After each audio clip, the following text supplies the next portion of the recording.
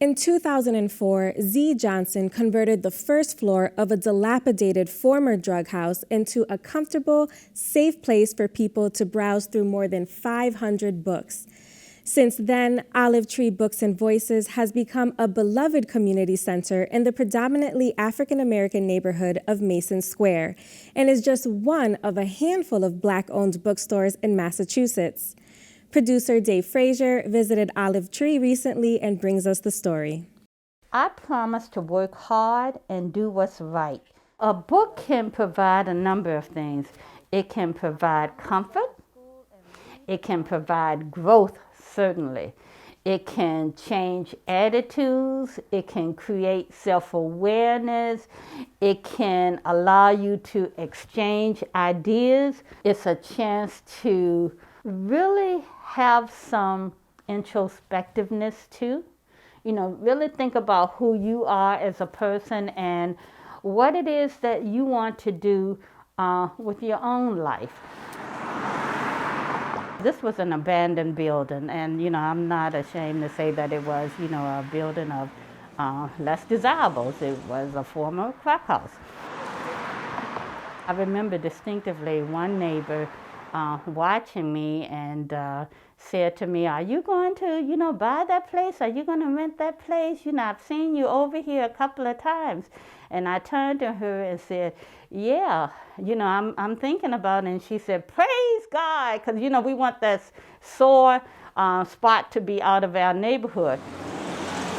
I envision this as, when I retire, I'll just sit in the bookstore and I'll wave to customers. And that was 15 years ago. That was not the track and trail that I was on. Little behold, when the community and when others found out that there's a bookstore, it started to increase.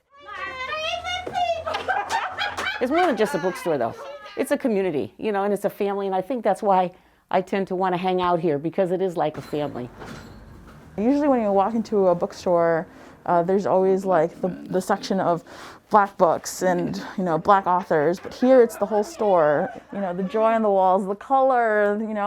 It feels like home, and not just somewhere where you buy a book, but you also hear a story. Because I haven't done everything in life, so I'm like, one of the things that inspires me to want to read and want to know, because when I come in here and I look around and I see so many people that look like me. I brought my daughter in here when she was young. So for them, kids seeing people who look like them, it can be inspiring.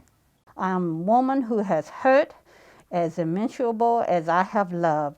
A child. I was born and raised in Richmond, Virginia. So I was able to read books about African Americans and etc. because that was my environment and world. So when I looked at Mae Jemison, when I looked at Debbie Thomas, the skater, when I looked at a number of heroes and etc., I could envision myself. I could say, I could be that, because I had a framework. It wasn't just my imagination. I had concrete evidence that these people exist. No justice! No peace! No justice! It woke a lot of folks up in terms of, let me really understand other people other than myself. And then let me understand if I'm part of this problem or if I'm going to be part of the solution. Give her elbow. Okay. So that triggered a lot of people to come into the store and to really have good conversations about what should be next steps. Even though Mason Sqaure can be portrayed or viewed as less than desirable, I wanted to be able to say, no, that's not true. We can build as a community. We can turn a sore spot into something that is like a rose. I wanted to be in a place that people could consider it their own.